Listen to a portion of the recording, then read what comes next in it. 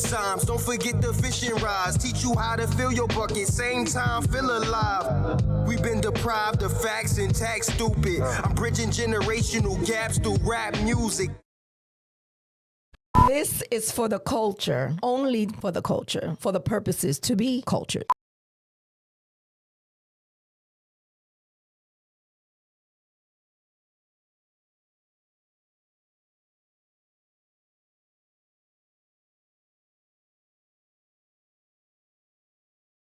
All right, good morning. This is Ricky from Culture Visions Podcast. I have a special guest today doing a special interview. This is for everyone out there right now that wants change and needs change, okay? And so today we have the one and only Jeffrey E. Turner. Yes, right? Sir. Yes, I want to make sure I say it right. You know Jeffrey what I'm saying? E. Turner. Jeffrey E. Right. Turner, okay. Nickname JT? Yes, sir. As they call you? Okay. Listen, I just want to get right into it because this is something that needs to be said. This is something that needs to get out there to the public. And I'm vouching for what I see. And also from what I've actually experienced in talking with this gentleman today. So I want to go down a list of some awards, some accolades that you have, just for the people so they can actually know. Listen, Clayton County CASA Hero, okay? Clayton County Commerce Lifetime Achievement Award, Georgia Minority Business Award Commissioner of the Year, okay? I'm skipping along because these are ones that I like, okay? Liberty Bell Award, Clayton County Black Minister Association Outstanding Community Leadership. Okay, people, you got to understand when you got awards like this that say community, that says that you're for the people, you're for the residents. Okay, Safe American Foundation World Safe Visionary Public Leadership Award. Again, leadership. Again, safe. That means that I'm bringing safety to you. That means that I'm bringing spunk to you. That means I'm bringing leadership to you. Okay, and then last but not least, State of Georgia Outstanding Citizen Award from Governor Brian Kemp. Now, look, when you go to something like that and a governor gives you that and it's your citizen, that means a lot because you're on different sides of the spectrum on that. You're a leader, you're a citizen, you know how to conduct yourself in all arenas. Okay, so I just wanted to first put that out. This is now Clayton County, this is the runoff. That's you guys. correct. That's correct. Okay, so I'm going to introduce again Jeff Turner. You can call me Jeff. That's fine. I'm going to get around. I don't want to mess it up. Jeff Turner. Okay, so Jeff Turner, the choice is clear. I'm just running it down again.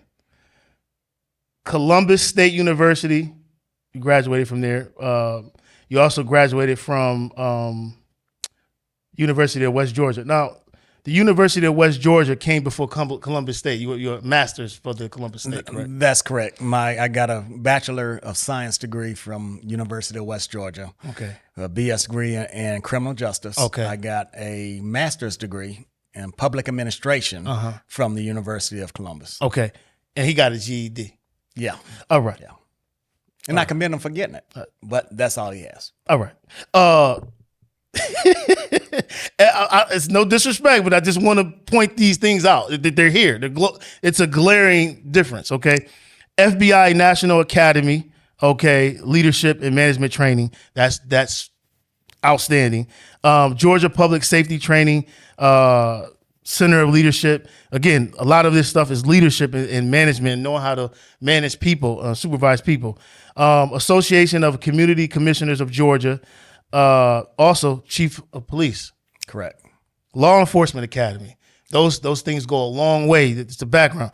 We look on the other side in his training, Law Enforcement Academy, basic jailers class. I think I could take the basic jailers class. All right. Clayton County Chairman, 12 years from 2012 till now. We're going to get into that. I got to ask a question about that. It's a serious question about that. Clayton County Chief of Police, again, Assistant Chief of Police for 5 years. Clayton County Police Department, Patrolman, Detective, Captain, 18 years. experience for this gentleman, the Cobb County Sheriff Office Detention Officer for 2 years, Clayton County Sheriff. All right. The choice is clear. What I say this because it's also said that when I was reading this over and doing my research and I'm looking at it, it's no way that gentleman should have been in there in the first place. And it's no disrespect. It's just what I'm seeing on paper. Can you speak to the experience, the training, and the education? Absolutely. And I think you've outlined that, especially on that flyer, in terms of my credentials as opposed to his. And I worked with the Clayton County Police Department for 23 years, rose up through the ranks. Mm-hmm. Every rank took me 3 to 4 years to achieve.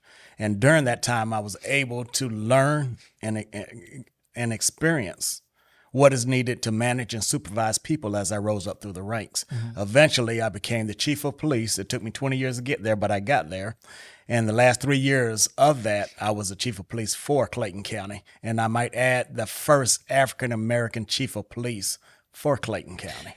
Hey, listen, I was going to get there. I jumped the gun on you. But it's all good because here's what I would say to that. Here's what I would say to that. Going into this particular race in the beginning, you already outlined that you already had these things, these credentials. I would ask, why go back into law enforcement from, being... And that's an excellent question. Let me just go back and recap in terms of what you said about my credentials and as I outlined what I have. And when you look at what he's gone through in the last, again, remember I said it took me 20 years to get up to be chief of police. For him, after he graduated from Mandate School in 2017, it took him 4 years to become sheriff. He went through ranks.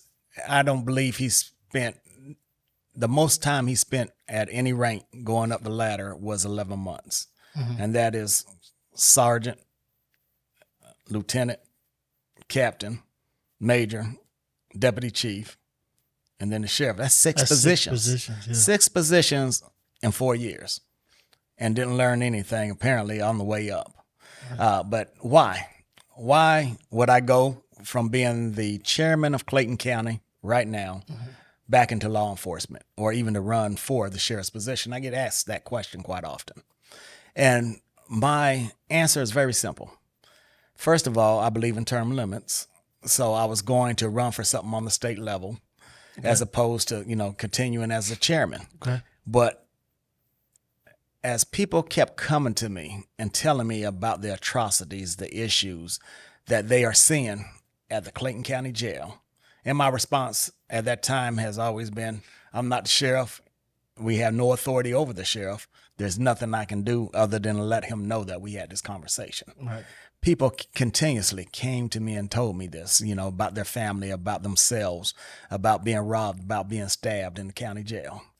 As you well know, there's a RICO case going on now in the Clayton County Jail that the Madam DA, Tasha Mosley, is currently pursuing against some of the staff as well as the inmates. Yeah. So what really, because I prayed on it, and I said, God, just direct me where you want me to go. Absolutely. Because I'm a public servant. The incident that, or the guy, a young man came to see me. And I have an open door policy. So if you come show up and you want to speak to the chairman, if I'm not doing anything, come on. You don't have to have an appointment. Yeah. So long story short, this young man came to the office, wanted to see me. Of course, I was able to see him. He came into the office and he sat down, and first thing out of his mouth, and remember, I'm praying on this now, and I'm telling people, I'm trying to talk to my wife and see which way I need to go. This young man said, I don't know why I'm here. Something in my spirit told me to come to talk to you. Wow. Something in my spirit, even though I know there's nothing you can do about what's going on at the Clayton County Jail. But again, something just told me to come talk to you. Right. That point in time, I said, I need to run for sheriff, because if I keep on hearing these things and I'm telling people there's nothing I can do, the only way I can do something is what? To run for sheriff. Right. So I decided at that time that I've heard enough, saw enough. I love my community. And for me, they're like chairman's up here and the sheriff's down. No, that I don't need a title to define who I am. Right. For me, it's about the service. Gotcha. How can Jeff Turner best serve his community? And that's what I want to do. And when it comes to that sheriff's department, they need help. They lack leadership. There's atrocities that happen every day in that jail. They don't have the managerial skills. They're not supervising people because otherwise they wouldn't be tearing up the jail. Right. And when you talk about budgeting, apparently nobody over there knows about budgeting because they are $16.4 million over budget. Okay, before we get there. Okay. Okay, because I know we're gonna get there. We're gonna get there. Let me backtrack just a second. Clayton County is your hometown. Your mom and dad moved to Clayton County, and you eventually graduated from Morrow High School. Correct. So you've been there. We talked about your staying in Georgia to go to college. Mm-hmm. Okay, so you're married, four boys and two grandsons. Yes. Now listen, you grew up in an era where rap lyrics were screaming "F the police" while you're in college. This is happening. Mm-hmm. Tell the people, what motivated you to get into law enforcement with all of these dynamics going on in the world? Yeah, and again, that's an excellent question. Came up in that age where the lyrics on a lot of rap songs, and even to today, to a certain extent, young black men and women are being treated wrongly by some police. But let me also say, I don't want to get anybody confused about my stance on police officers doing the wrong thing, because there's more police officers doing the right thing every day, as opposed to that few who misuse that badge and abuse it. So, but when I graduated, I majored in criminal justice. Okay. I wanted to put that to use. Okay. And it's funny you asked that, because when I graduated and went back home to my county of Clayton, I looked at Clayton County, who at that time we were making $13,000 a year. And Charlotte, North Carolina was hiring for black officers. Okay. And they were starting at $24,000. But because I wanted to serve my community, I opted out for $13,000 a year. And I was the fourth black on the force at that time. And that was a test in itself. Okay. Because Clayton County was predominantly white. The police force, we had maybe 250 officers and only 4 black. So there's situations that we were put in, the African-American officers, that not everybody was happy to see us. But at the same time, I wanted to fight that fight and bridge the gap between the police department and the African-American community, because they needed somebody to represent them too when they're getting stopped. Yeah. When officers come to their house, I can relate to another black person. Right. So I wanted to set that tone and lay that foundation for other African-Americans to have a easier time to get on with the police department at that time. Gotcha. And slowly but surely, that's filtered out. I would say that the police department now is probably about maybe just a little less than 50% African American. So, and it's a good mix of other officers as well, from backgrounds, colors, and creed. Got you. When I was thinking about about you coming back to be from a chairman to sheriff, it's like, man, you've put in so much work. But I also looked at each step of the way you serve the residents in some capacity. And so you saying that brought it home to me. Yeah. Now I know why. I appreciate you. I thank you. I want to get into this here.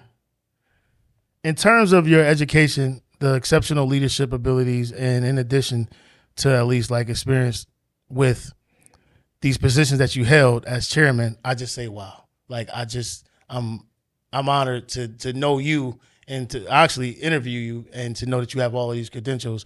And again, the choice is clear. I just want to bring that up again. Can you expound on the importance of those things when running for sheriff and holding this position? if you're going to be a public servant in any capacity, Yeah. you need to serve. The accolades are great. I don't do it to get an award or anything like that. Okay. As a public servant, you have to get in the community. You have to talk to people. You got to not only talk to them, but listen. And any situation or position that you're in where you're able to help somebody, then that is the reason why you are in that position, especially if it's an elected position. Okay. Because the people placed enough trust and faith in you that you're going to do the right thing as the sheriff, as the chairman, as the DA, or anybody else, because now you have a whole community that is expecting greatness out of you. Right. And if you fail to do that, you have no business in public office. If you fail to serve people as opposed to wanting people to serve you, you have no business in public office. So I'm driven by the fact that I want to make a difference in people's lives. I want to do positive things to make sure that our young people, our boys and girls that's growing up, will have a better quality of life than what I had. And I think that at the end of the day, that's what everybody wants.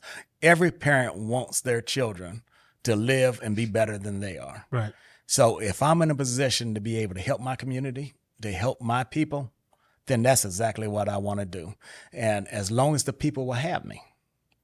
And when I say have me, that is vote to put me in any position that I run for. My promise to them is that I will always be humble. I will always listen. I will always strive to make a difference in not only their lives, but my life and my family's life, because we are residents and stakeholders in Clayton County as well. Right.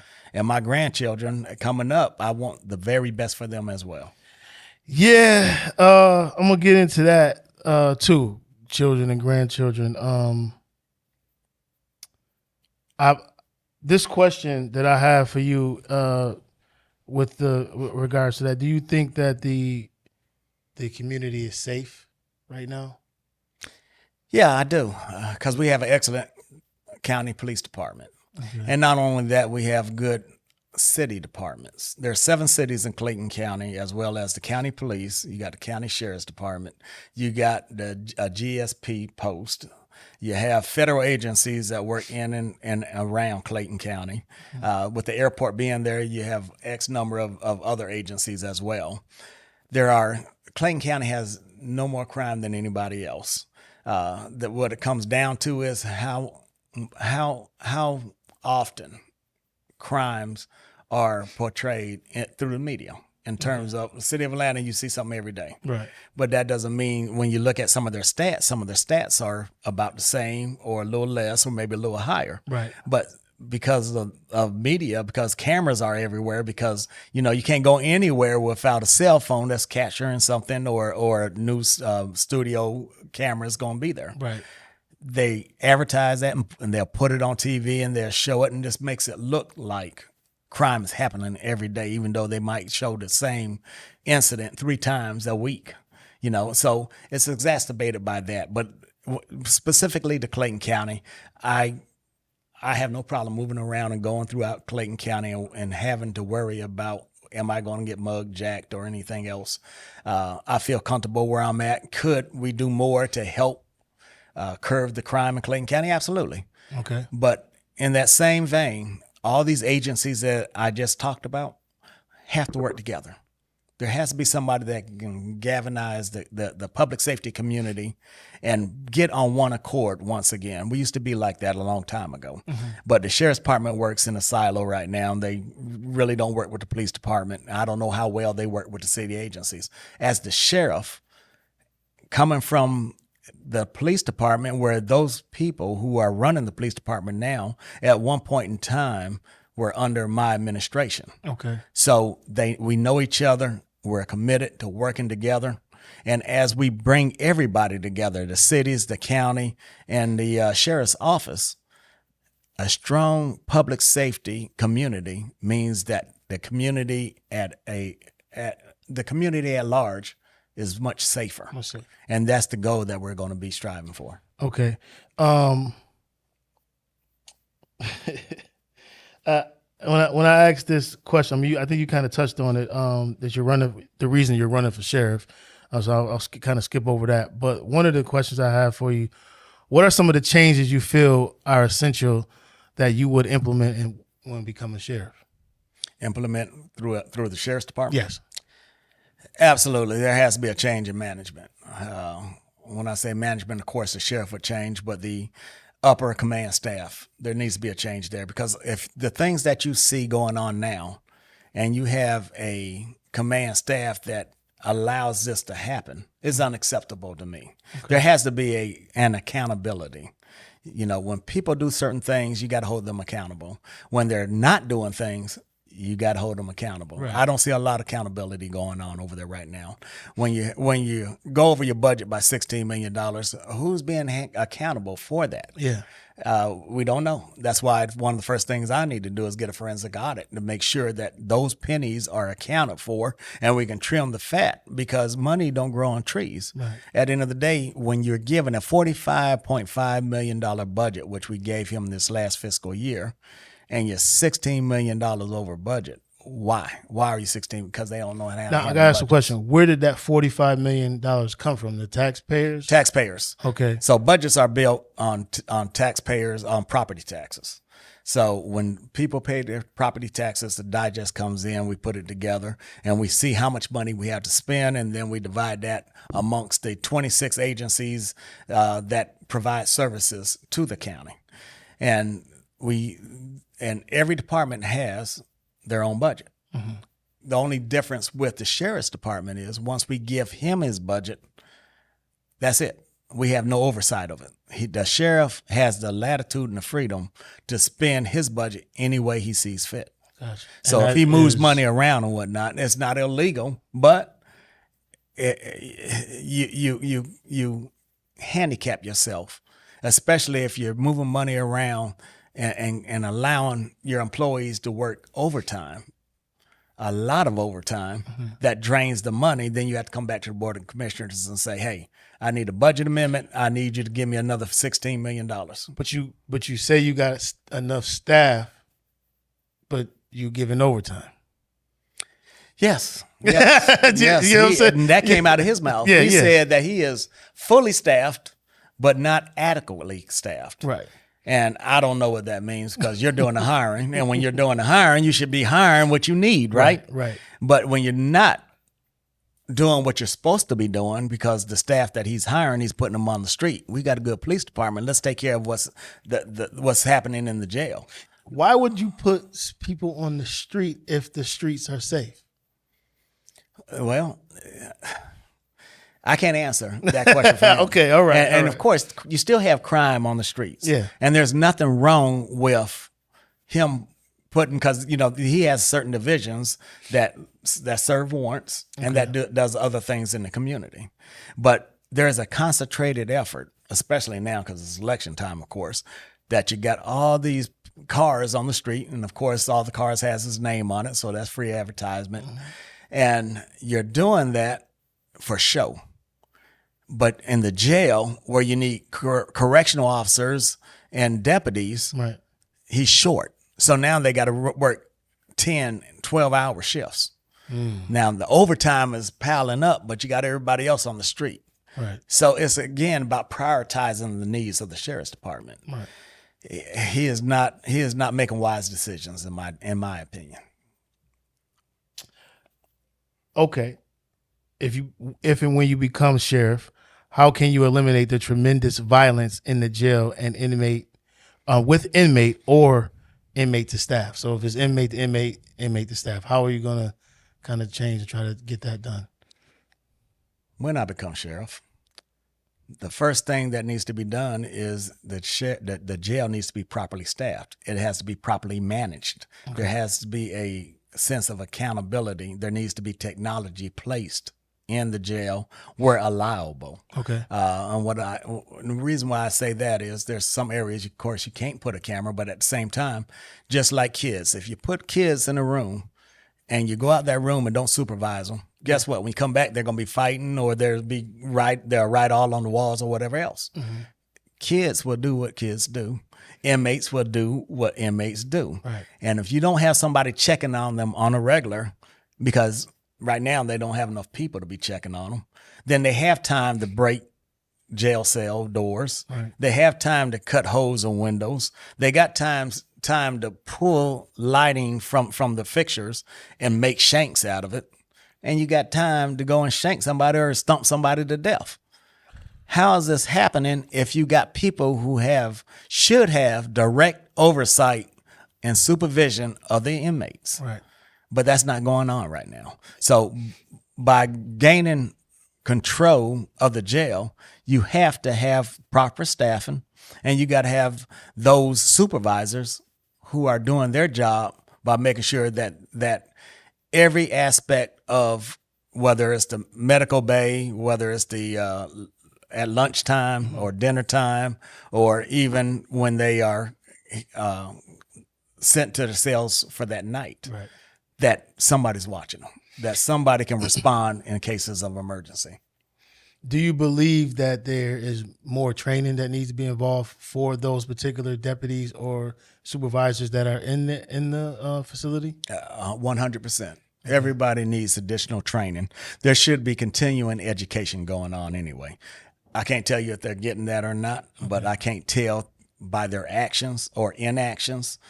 But if they're getting continuing education on a regular basis, then they should be able to handle those situations and have a game plan in place. Right. There does not seem to be any kind of game plan. And I truly believe also that some of the correctional officers and deputies are not where they need to be according to their skill set. They need to be trained and have a specific skill set to do whatever job they're in. Right. I don't think that they're properly classified as deputies, just like the inmates or the detainees aren't properly classified, because you got nonviolent offenders in with violent offenders. Right. And that's a recipe for disaster. Just as we seen a couple of weeks ago, the gentleman came in from being stealing bags at the airport and had some mental issues. Yep. And a kid, 26 years old, about to get out in a week, gets killed. Stumped them to death. For what? And how do you get stumped to death? Because I worked in the detention center for juveniles and for 7 years. And my supervisor, when he was on it. Look, you at this post, you do not move from this post. This person is flight risk, 1, and 2, he will hurt somebody. So if that, you know that, why are you moving? If you go to the restroom, hey, yo, I'm going to the restroom, come out. You switch it. You don't leave until the next person. So getting stumped out, I mean, come on. It takes time for that to happen too. Yeah. Right? So especially but you giving overtime. My bad. And I know the guy wasn't standing there taking it. I'm sure he was screaming and yelling. So why was there not a response from the correction officers to go in there and break that up? Right. So I don't know the full details. All I know is the young man lost his life. Right. And shit. And that's and there's ways to prevent that. Right. Absolutely. We talked about the actual current budget. I don't know if you dived into it. How would you properly run that? The budget. I mean, I think you touched on it a little bit. Yeah. And I definitely have experience with budgets. When I was a chief of police for 3 years, I had a budget, didn't go over budget. Did that for 3 years. And I think at that time it was around $25 million or so. That was back 2006 and so forth. As chairman of Clayton County for the last 12 years, I set the budget for 26 departments and elected officials. Wow. So that budget, this past budget was like $400 million.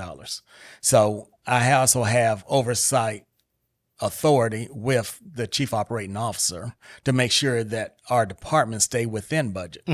Again, remember, Sheriff's Department, we have no oversight or no authority as to how he spends his budget.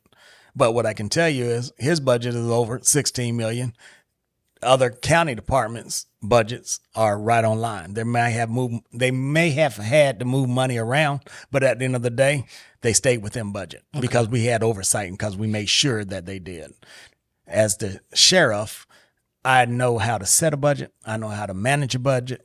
I know how to ask for the appropriate level of funding to make sure that my employees and the detainees and whatever else I am responsible for is adequately and appropriately funded for the betterment of everybody involved. Got you. The gentleman that was there last night, tax guy, Terry Baskin. Terry Baskin. You worked side by side with him. He was a tax commissioner before he retired 2 years ago. Of course, I was the chairman at that time. So for many years, because when I was the chief of police, he was the tax commissioner then too. Right. So whoever to work, and he has from what everybody's saying, an impeccable resume for not having any issues with money. That's correct. And so when you align yourself with certain people, you can kind of see where things won't get misconstrued and there's no money loss. You know, if this person is right, then everything else should be right. But it seems like someone else is going off task now, and we kind of need to get it back to where it needs to be from what I'm seeing. Absolutely. You have to work. All agencies within the Clayton County government needs to work together. Yes. You don't see that happening right now.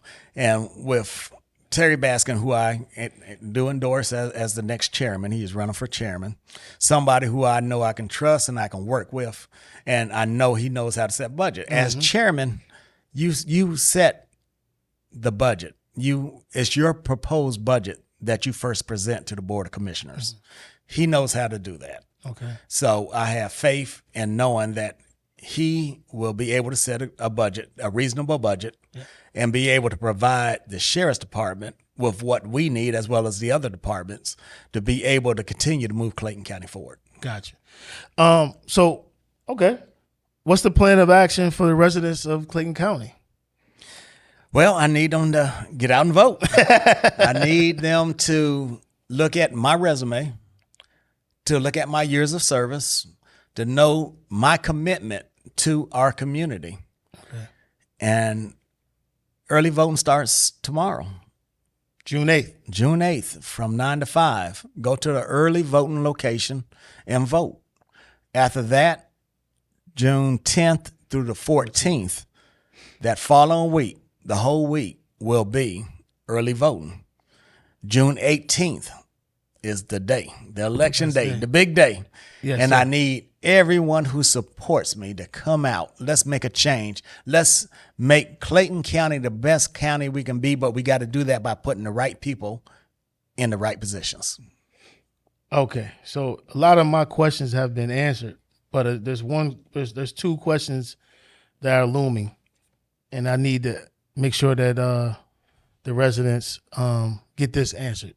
First 30 day, 60 day, 90 day. What does it look like? First of all, I'm going to say got my hands full because there's a lot that needs to be dealt with. Mm-hmm. But the first 30 days has to be going into that jail, regaining control, making sure that people are safe, making sure that the deputies and correctional officers are placed in the right location and the right jobs for their skill set. Mm-hmm. I'm going to have to ask for a forensic audit right off the back. Okay. We need to get that so we can stop the bleeding of the budget. And that's another issue, is that when I take over as sheriff, that'll be January 1. That's the mid-year point for our budget. Right. So I don't know what the budget will look like for that last 6 months, because the current sheriff will still have the ability to move and spend that money for 6 months prior to anything else happening. I'm sorry. I'm a jokester, man. So I'm sorry.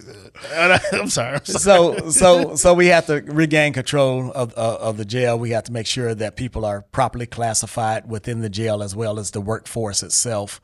We got to make sure that all the equipment is accounted for. We have to make sure that technology, or my goal will be to bring in technology such as cameras and so forth.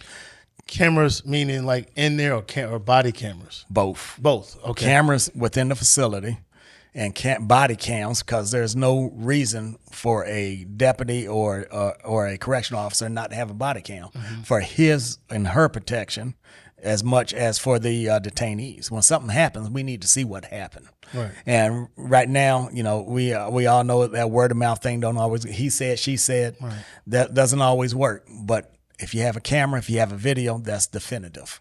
Right. So we got to move to technology. And I also will look at, I'm trying to figure out because the sheriff has a security company that helps secure the outer perimeter of the jail. But you're a law enforcement agency, but you need a private security company to come and help you secure the outside of the jail. That's interesting. And that's contracted services. So you're wondering where some of the money is going? It's going to contracted services for a security company. And you got a whole sheriff's office with men and women who carry weapons and have vehicles That's doing interesting. everything but securing the outer perimeter of jail. That's crazy to me. Right. So I would have to come in and also look at all the contracts that the sheriff has entered into and see if they are viable, and see if they're worth maintaining and keeping. Gotcha. You know, we have to look at the medical services as well. You know, I heard a young lady talking about that yesterday. Absolutely, absolutely. And, you know, we want to make sure that we are providing the best services for not only the detainees, but the citizens as a whole. Gotcha.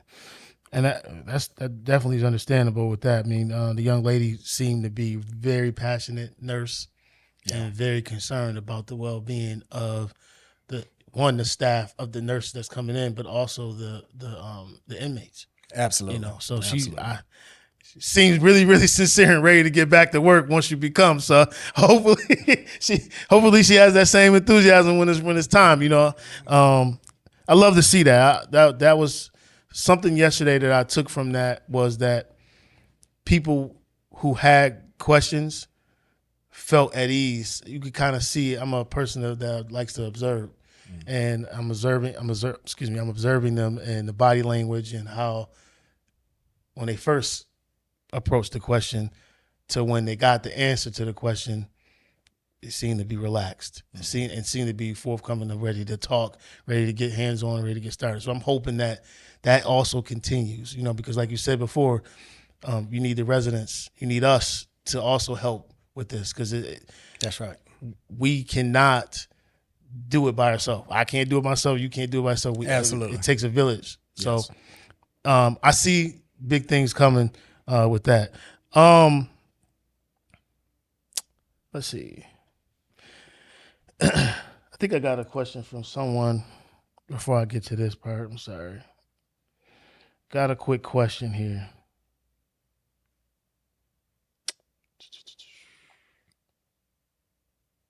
Oh, no. That's not it. In conclusion, what do you want the citizens of Clayton County to know as your last thoughts, and any closing remarks? Okay, great. So, again, I'm Jeffrey E. Turner. I'm the current chairman of Clayton County. I'm a candidate for Sheriff of Clayton County. I'm running for sheriff because I love my community. I'm running for sheriff because I want to make a difference in the lives of not only those who are housed at the county jail, but for the safety and welfare of the citizens of Clayton County. And you do that by working together with people, not working in silos. If every law enforcement agency understands their role and understands that we are there to support one another, then we're going to make the community of Clayton County stronger. But we have to put the right people in the right positions to make that happen. I'm a person who is very transparent. I'm very opinionated, but at the same time, I will answer your question. You might not always want to hear what I have to say, and we might not always agree, but I will always be truthful in my answers and responses to you. We need more people of integrity doing the job that needs to be done. I am a father. I'm a husband. I'm a grandfather. I live, work, play, and pray in Clayton County. Clayton County is ingrained in me. I'm a 35-year employee of Clayton County. I've lived in Clayton County for over 40 years. For me, it's about the service. Whatever job position I'm in, the only thing I want to do is serve the community. And I want to serve with integrity, honesty, and professionalism. I've done that for over 12 plus years, and I want to do it again as the next sheriff of Clayton County. Of course, I can't do it without you. I need your vote. I need your support. I need you to get out and vote early. Early voting starts June 8th, Saturday, tomorrow, 9 to 5. Go to an early voting location and cast that vote, and cast it for Jeff Turner. The next week, June 10th through the 14th, that whole week is early voting. Go vote. Go cast your vote and vote for Jeff Turner. On Election Day, June 18th, that's the big day. If you haven't voted early, please show up at the polls. We know runoff elections usually have low voter turnout. Let's turn that around. Let's go to the polls. Let's cast that vote and cast it for Jeff Turner. Last thing I'll say is if you want to read up on me, know who I am if you don't already know, please go to my website, electjeffturner.com. electjeffturner.com. I appreciate and thank you for the opportunity to come in and to talk to your audience and to let them know exactly who I am and what I'm about. I'm genuine, I'm sincere, and I would never want to say anything that I didn't mean. So thank you for this opportunity. Oh, thank you for giving me the opportunity to, interview you. And I appreciate it. I think God willing, God brought you here to me to this particular interview at this time for this reason. And I think that we needed more people to kind of see who you were and didn't want it to come down to someone just winning something off of someone handing it to them. Absolutely. Someone who earned it and earned the respect of the people. Those 9% that's out there should come on over to you. So I appreciate you. And again, thank you. I think thank you. And y'all know what it is. You've been cultured. It's kind of hard to see the top. It's hard to see it, man. But it's cool because we're going up, up, up, up. Yo, look, I'm from a city where if you made it, then you deserve to. It's city dwellers treating hatred as if it's a virtue. For staying true and being you, they'll try to unnerve you. But you can't let it deter you. It's my border, just work through. My brother Josh had told me never let nobody short you.